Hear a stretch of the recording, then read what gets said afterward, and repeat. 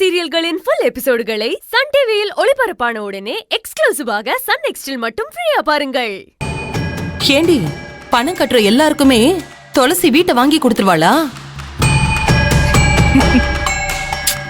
என்னடி ஒண்ணுமே சொல்லாம சிரிக்கிற? மா, துளசியாவது வீடாவது வாங்கி கொடுக்கறதாவது. பொன்னி, நீ என்ன சொல்ற? பணம் கட்டினா ஊர் ஜனங்களுக்கு துளசியால வீடு இல்ல, ஒரு செங்கலை கூட வாங்கி கொடுக்க முடியாது. நீ உண்மையதான் சொல்றியா? ஆமா, ஊர் ஜனங்க கிட்ட உங்க எல்லாருக்கும் வீடு கிடைச்சிரும், பணம் கட்டுங்க, உங்க பணத்துக்கு நான் கேரண்டின்னு துளசி எல்லார்கிட்டயும் நம்பிக்கையா பேசி பணம் வசூல் பண்ணி அந்த கம்பெனில குடுத்துட்டு இருக்கா. பாவம் அந்த ஜனங்க. ஐயோ, நான் கூட ரொம்ப பயந்து போயிட்டேன்டி. துளசி வீடு வீடா போய் பணம் வசூல் பண்ணி கொடுத்து ஊர் ஜனங்க எல்லாருக்கும் வீடு வாங்கி கொடுத்துருவாளோன்னு நான் கவலைப்பட்டுட்டு இருந்தேன். அப்படி மட்டும் அவ எல்லாருக்கும் வீட்டை வாங்கி கொடுத்துட்டானா அப்புறம் இந்த ஊர்ல அவ கைதானே ஓங்கி நிக்கும். ஊர்ல இருக்கிறவங்க எல்லாரும் துளசிய தலையில தூக்கி வச்சு கொண்டாட ஆரம்பிச்சிருவாங்க. இப்போ அந்த மாதிரி நடக்காதுல்ல? நிச்சயமா நடக்காதுமா. நான் இருக்கிற வரைக்கும் துளசிய பேரும் புகழும் வாங்க விட்டுருவேனா? அவளை இன்னும் என்ன கதிக்கு ஆளாக்க போறேன்னு பொறுத்திருந்து பாரு. அவளை சும்மாலாம் விட மாட்டேன். அப்போ வீடு கிடைக்கும்னு ஆசை ஆசையா பணம் கட்டின ஊர் மக்களோட கதி? அதோ கதிதான். ஊர்ல ஒரு வீட்டையும் விட்டு வைக்காம துளசி பணத்தை வசூல் பண்ணி கொடுக்க போறா. அந்த திவாகரும் இந்துஜாவும் மொத்த பணத்தையும் சுருட்டிக்கிட்டு கண்காணாத இடத்துக்கு ஓடி போறாங்க. அப்போ பணத்தை கட்டின ஊர் ஜனங்க துளசிய சும்மா விட்டுருவாங்களா? அது எப்படிமா விட்டுருவாங்க? தெருவுல நிக்க வச்சு தூக்குல தொங்குற மாதிரி கேள்வி கேட்பாங்க. துளசி அதுக்கு பதில் சொல்ல முடியாம நாண்டுகிட்டு சாவா. அதுக்குதான் என் புருஷன் ஊருக்கு போன சமயமா பார்த்து கரெக்டா பிளான் பண்ணி அந்த ஃப்ராட் கும்பல் கிட்ட துளசிய சிக்க வச்சுட்டேன். இனிமே துளசி இந்த ஊருக்குள்ள தலை நிமிந்து நடக்க முடியாத மாதிரி பண்ணிட்டேன். எவனோ எவ்வளோ சொகுசு வாழ்க்கை வாழ்றதுக்கு பாவம் அந்த துளசி பணத்தை வசூல் பண்ணி கொடுத்துட்டு இருக்கா.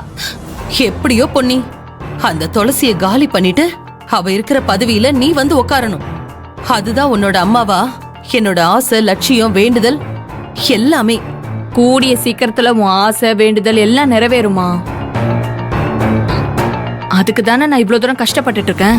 பஞ்சாயத்து தலைவி பதவியை வச்சுக்கிட்டு அவ என்ன ஆட்டம் போடுறா.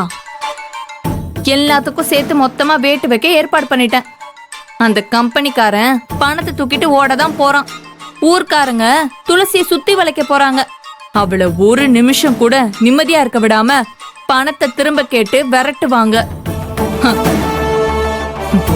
ஒரு நாள் கூட துளசியால நிம்மதியா சிரிக்க முடியாது, தூங்க முடியாது. அவ தவிக்கிற தவிப்ப நான் பார்த்து பார்த்து ரசிக்கணும். துளசியோட வாழ்க்கையே இனிமே வவ்வால் மாதிரி தழகில தொங்க போகுது.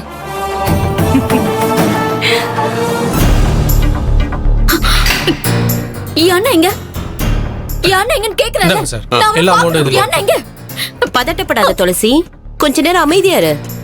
வந்ததும் வரதுமா ஏன் இப்படி தவிக்கிற? முதல்ல யானை எங்க இருக்காருன்னு சொல்லுங்க. யானை எப்படி இருக்காரு? யானை எங்க சொல்லுங்க, உங்களை தானே கேட்டுக்கிட்டு இருக்கேன். துளசி உட்காருங்க. உட்காரவா? உட்காருங்க. முதல்ல யானை எங்க இருக்காருன்னு சொல்லுங்க. உட்காரு சொல்றேன்ல, முதல்ல உட்காரு. உட்காரு. ஐயோ, யானை எங்க சொல்லுங்க. உன் அண்ணனுக்கு இன்னும் 40 மணி நேரம் கெடு இருக்கு. அதுக்குள்ள எதுக்கு அண்ணனை கேட்டு இப்படி டென்ஷன் ஆகுற? உங்க அண்ணனுக்கு ஒண்ணும் ஆகாது, கவலைப்படாத.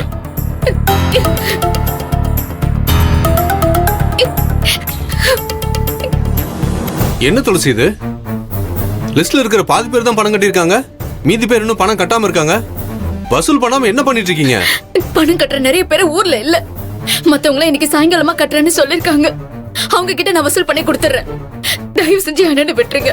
அவர் எங்க இருக்காரு? இங்க பாரு துளசி, உன் அண்ணனை இங்கே வச்சுக்கணும்ல எங்களுக்கு ஆசை கிடையாது. லிஸ்ட்ல பணம் கட்டாத ஊர் ஜனங்க கிட்ட பணத்தை வசூல் பண்ணி கொடுத்துட்டு உன் அண்ணனை நீ கூட்டிட்டு போயிட்டே இரு. உன் அண்ணனுக்கு மயக்கந்தளி வைக்கிறதுக்கு மாத்து மருந்து ரெடியா இருக்கு. இந்துஜா,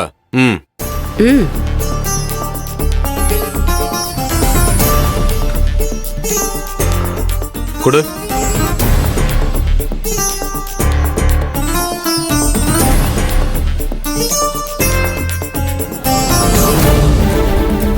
இந்த மருந்தை உன் அண்ணனுக்கு எப்போ போடணும்னு நீ தான் முடிவு பண்ணி சொல்லணும். மொத்த வசூலையும் முடிச்சிட்டேன்னு அந்த இனிப்பான செய்தியை சொல்லு. உடனே உன் அண்ணன் மயக்கத்தை தெளிய வச்சிடலாம். உங்களுக்கு எல்லாம் கொஞ்சம் கூட மனசாட்சியும் இல்லையா? இவ்வளவு தூரம் கஷ்டப்பட்டு வீடு விட போய் லிஸ்ட்ல இருக்கிற பாதி வீடுங்களுக்கு மேல அப்பாவி ஜனங்க கிட்ட பணம் வாங்கிட்டு வந்திருக்கேன். கொஞ்சம் கூட உங்க பேரரசுக்கு அளவில்ல. பணம் பணம் ஏன் இப்படி அலையறீங்க? துளசி, நீ இப்படி ஆவேசப்படுறதுனால ஒண்ணும் நடக்க போறதில்ல. உன் அண்ணனுக்கு எதுவும் ஆகாம இருக்கணும்னா நீ இப்படி நேரத்தை வேஸ்ட் பண்ணிட்டு இருக்கிறதுக்கு பதிலா நீ எங்க ஊருக்குள்ள போய் 4 வீட்ல பணம் வசூல் பண்ணு. லிஸ்ட்ல 4 பேரோட எண்ணிக்கை குறையும். நான் என் அண்ணனை பார்க்காம இந்த இடத்தை விட்டு போக மாட்டேன். அவரை என் கண்ணுல காட்டுங்க. தயவு செஞ்சு ஒரு தடவையாவது என் அண்ணனை பார்த்துட்டு போறேன். அப்பதான் என் மனசுக்கு ஆறுதலா இருக்கும். என் அண்ணனை பார்க்காம போனா என்னால யாரையும் பார்த்து பேச முடியாது. எனக்கு என் அண்ணன் ஞாபகமாவே இருக்கும். தயவு செஞ்சு என் அண்ணனை காட்டுங்க. சொல்லு. இங்க பாரு துளசி, ஒரே ஒரு தடவை உன் அண்ணனை பாக்கிறதுக்கு பெர்மிஷன் தரோம். போய் பார்த்ததும் உடனே ஊருக்குள்ள போய் வசூல் பண்ற வேலைய ஆரம்பிக்கணும். புரிஞ்சுதா? ஆரம்பிக்கிறது மட்டும் இல்ல, லிஸ்ட்ல இருக்கிற எல்லா வீட்லயும் வசூல் பண்ணி முடிக்கணும். அதுக்கு ஒத்துக்கிட்டா நீ உன் அண்ணனை போய் பாரு. என்ன சொல்ற? நீங்க என்ன செய்ய சொல்றீங்களோ நான் செய்யறேன். என் அண்ணன் எங்க இருக்காரு சொல்லுங்க. அதோ எதிரில இருக்கிற ரூம்ல தான் உங்க அண்ணன் படுத்து ரெஸ்ட் எடுத்துட்டு இருக்காரு. போய் பாரு. நீங்க எல்லாம் போங்க. சரி. ம்.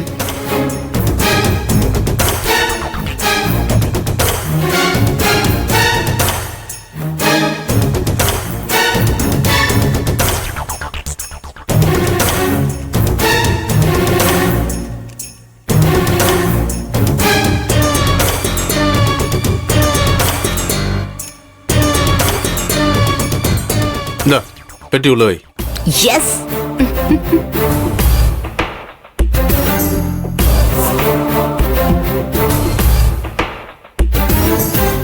வச்சாச்சா? ம். அங்க என்ன நடக்குதுன்னு போய் பாரு. ம். ஓகே.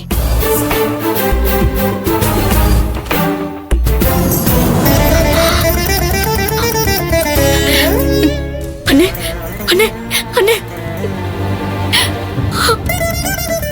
அண்ணே அண்ணே அண்ணே இங்க பாரு.